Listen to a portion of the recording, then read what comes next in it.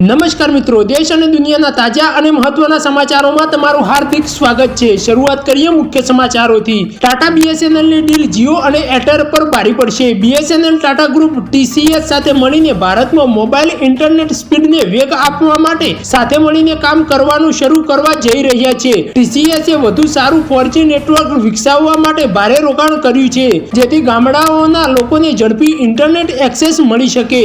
આ પ્રયાસનો હેતુ ભવિષ્યમાં વધુ ઝડપી 4G નેટવર્ક બનાવવાનો છે।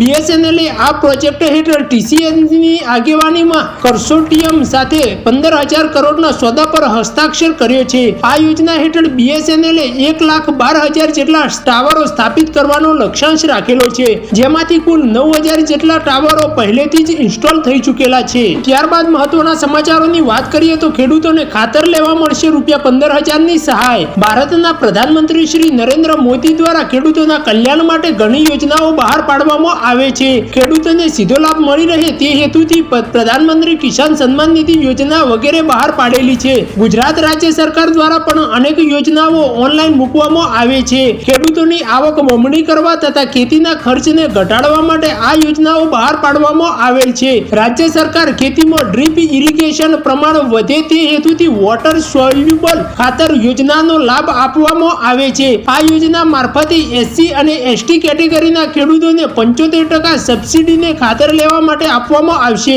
જે પ્રતિ એકરના દરે રહેશે। ત્યારબાદ મહત્વના સમાચારોની વાત કરીએ તો લીલો દુષ્કાળ જાહેર, ખેડૂતોને સહાય આપવા વિનંતી। હવામાન વિભાગની આગાહીના પગલે હાલ દક્ષિણ ગુજરાત અને સૌરાષ્ટ્રના મોટાભાગના વિસ્તારોમાં ધોધમાર વરસાદ પડી રહ્યો છે, જે કારણોસર ચોમાસુ પાકને ભારે નુકસાન થયું છે। ખેડૂતોના ચોમાસુ પાક ભારે વરસાદના કારણે નાશ થયા છે। ઘણા એવા ખેડૂતો છે જેમને ખેતરમાં વારંવાર કપાસિયા સોંપ્યા અને નાશ પામ્યા છે। આ વર્ષે દક્ષિણ ગુજરાત અને સૌરાષ્ટ્રના મોટાભાગના વિસ્તારોમાં કપાસના પાકને ભારે નુકસાન થયું છે, જેથી સરકારે આ બધા વિસ્તારોમાં લીલો દુષ્કાળ જાહેર કરી ખેડૂતોને સહાય ચૂકવવી જોઈએ તેવી ખેડૂતો દ્વારા માંગણી કરવામાં આવી છે। જો કે મિત્રો, ખેડૂતોએ આમાં વળતર મળવું જોઈએ। તમારે શું મત છે તો અમને કોમેન્ટમાં જરૂર બતાવજો। ત્યારબાદ મહત્વના સમાચારોની વાત કરીએ તો વાવાઝોડાનો ખતરો વધ્યો, સાવધાન। બંગાળની ખાડીમાં સર્જાયેલું લો પ્રેશર મધ્યપ્રદેશ થઈને ગુજરાત તરફ આગળ વધી રહ્યું છે। ત્યારે આજે 22મી જુલાઈથી લઈને 26મી જુલાઈ સુધી સતત 5 દિવસ ઉત્તર ગુજરાત અને મધ્ય ગુજરાતમાં ભારેથી અતિભારે વરસાદની આગાહી હવામાન વિભાગ દ્વારા કરવામાં આવી છે। આગામી 5 દિવસમાં સમગ્ર ગુજરાતના દરિયાકાંઠાના વિસ્તારોમાં માછીમારોને દરિયો ન ખેડવા સૂચન કરવામાં આવેલું છે, કારણ કે આગામી 5 દિવસ દરિયાકાંઠાના વિસ્તારોમાં ભારેથી અતિભારે વરસાદની શક્યતાઓ છે, જ્યારે સાથે સાથે પવનની ગતિ પણ ખૂબ જ ઝડપી રહેશે। ત્યારબાદ મહત્વના સમાચારોની વાત કરીએ તો બજેટ સત્ર 2024માં સૌથી મોટા સમાચાર।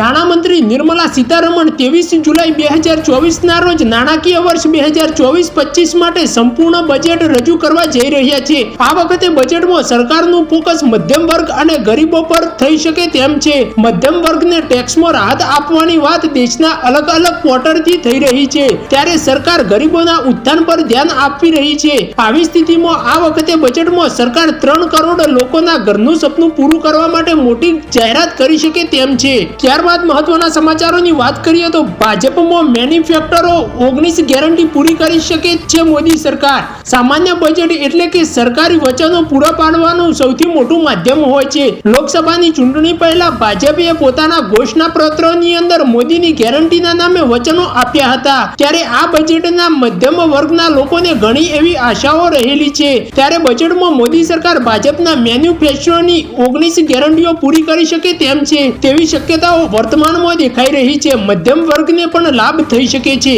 ત્યારબાદ મહત્વના સમાચારોની વાત કરીએ તો બજેટ 2024માં ખેડૂતોને શું મળશે। આ વર્ષની શરૂઆતમાં ફેબ્રુઆરીમાં રજૂ કરાયેલા વચગાળાના બજેટ 2024 દરમિયાન નાણામંત્રી નિર્મલા સીતારમણે ખેડૂતોને સંબોધતા કહ્યું હતું કે દર વર્ષે સીમિત અને નાના ખેડૂતો સહિત 11.8 કરોડ ખેડૂતોને પીએમ હેઠળ નાણાકીય સહાય પૂરી પાડવામાં આવે છે, જ્યારે પીએમ વીમા યોજના હેઠળ 4 કરોડ ખેડૂતોને પાક વીમો આપવામાં આવ્યો છે। દેશના ખેડૂતો લાંબા સમયથી કિસાન સન્માન નિધિની રકમ વધારવાની માંગણી કરી રહ્યા છે। આ બજેટમાં એવી અપેક્ષા છે કે પીએમ કિસાન સન્માન નિધિની રકમ વાર્ષિક ₹6,000 વધારીને ₹8,000 કરવામાં આવી શકે તેમ છે।